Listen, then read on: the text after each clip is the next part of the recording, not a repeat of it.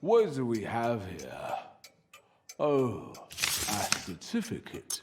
Related to a trial. We'll need it later. Can I see it? No, don't worry. But your desk. It's working. Don't get so excited, Mr. K. Please, keep your composure. Now, let me see. Yes, just what I thought. As I mentioned before, the first set of documents needs to be prepared. This will take some time. So what about me? Should I just wait? That's what many of the accused choose to do in this situation, as your trial is still in its infancy. Hastened action could bring more harm than good. You'll have to excuse me, but I cannot just sit and wait.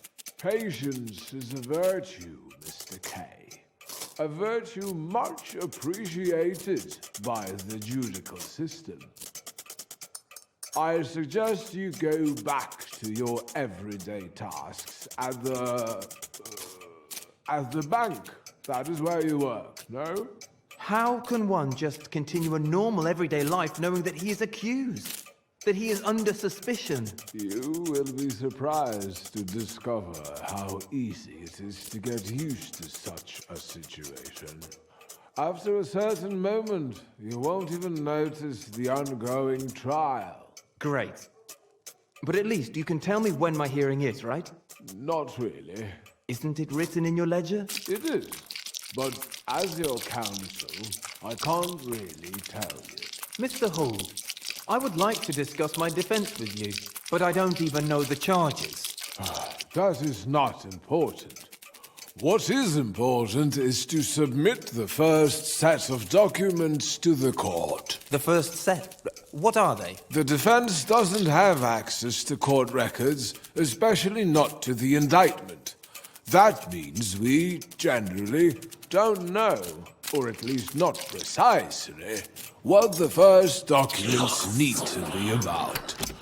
Anyway, usually the first submitted documents are mislaid or lost, and even if they do keep them right to the end, rumor says they are hardly ever read. This is all very regrettable, but not entirely without its justifications. You should not forget, Mr. K, that there is no law that says the trial has to be public. Proceedings are generally kept secret not only from the public, but also from the accused. Is that even possible? What? To keep the trial secret from the accused? Oh, it's usually possible to a very large extent. This sounds completely absurd. So what exactly is your role? The most important thing is the lawyer's personal connections.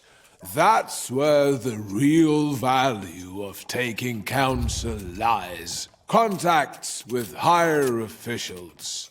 Or with high officials, but with lower grades. That is the only way to influence the progress of the trial. Hardly noticeable at first, it's true. But as it progresses, it becomes more and more visible. There are, of course, not many lawyers who can do this.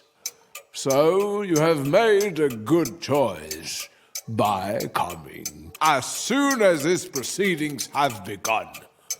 Many of them spend time on the matter, time that could be spent far better elsewhere. The only right thing to do is to learn how to deal with the situation as it is. Any other approach is simply superstitious nonsense and might do incalculable harm. Not to mention attract the special attention of the officials. Never attract attention to yourself.